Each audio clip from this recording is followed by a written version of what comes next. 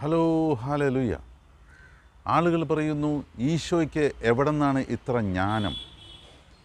അവൻ ഈ തച്ചൻ്റെ മകനല്ലേ, മറിയത്തിൻ്റെ മകനല്ലേ, അവൻ്റെ സഹോദരി സഹോദരന്മാരെല്ലാവരും ഇവിടെയുണ്ടല്ലോ. ആളുകൾ അങ്ങനെയൊക്കെ പറയുമ്പോഴും നമുക്ക് ലഭിക്കുന്ന സന്ദേശം എന്താണ്? അവൻ ഈ തച്ചൻ്റെ മകനാണ്.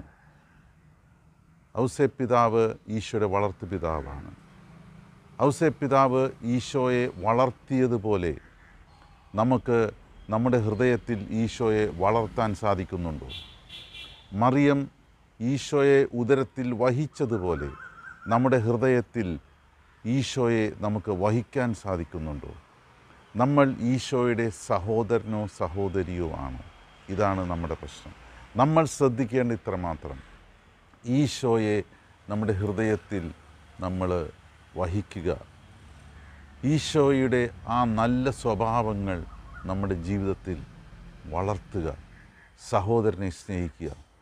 ഇതാണ് നമുക്ക് പഠിക്കാനുള്ള പാഠം. അതിനുള്ള എല്ലാ അനുഗ്രഹവും ദൈവം നമ്മൾക്ക് നൽകട്ടെ. Hello hallelujah.